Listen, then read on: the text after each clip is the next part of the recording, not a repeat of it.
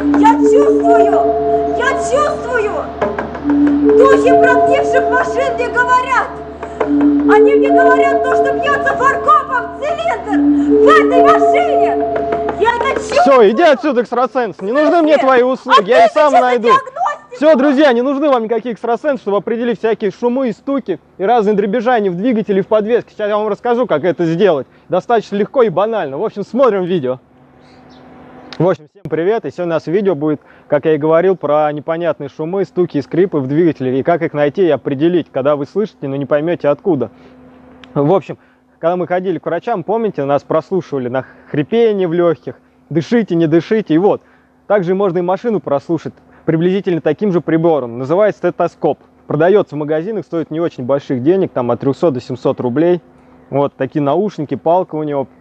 Когда вы не можете определить, что у вас все-таки в двигателе стучит, или на весах, или внутри двигателя, одеваете наушники, вот такой вот здесь стержень есть, и запускаем двигатель, только будьте осторожны, когда вращается, чтобы он не стукнул по стержню. И начинаем определять, откуда стук. Просто прикладываем к частям, где там подшипники двигаются, и будет слышно. Если подшипник плохой, он будет там скрипеть, перекатываться, и это будет все очень хорошо слышно и понятно. То есть достаточно легко будет все найти. Также и по подвеске. Если где-то стучит, но вы не понимаете, можем попросить кого-то покачать машину, а вы будете прикладывать к подвеске. И поймете, откуда стук. Все довольно-таки банально и просто. Еще раньше, кстати, деды пользовались как? Брали в палку в зубы, затыкали уши и прикладывали тоже так же двигатель, и было слышно. Но сейчас все проще, все продается в магазинах. Только когда будете покупать, обратите внимание, на более дешевых здесь вот устанавливается такая вот резинка. И здесь, когда стержень был вкручен и выкручен, она просто взяла и потерялась. И прослушать уже достаточно неудобно, потому что он так вот стучит. И иногда к стенке прижимается и плохо слышно. Лучше взять подороже, который уже так вот впаян.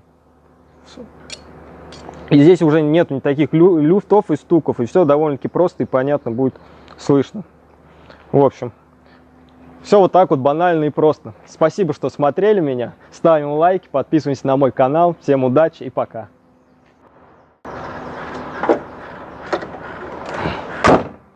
Блин, опять птицы всю машину засрали. Может, экстрасенса позвать, заклятие нанесет, чтобы не срали. Стой, экстрасенс, подожди, я заплачу. Да где ты? Стой!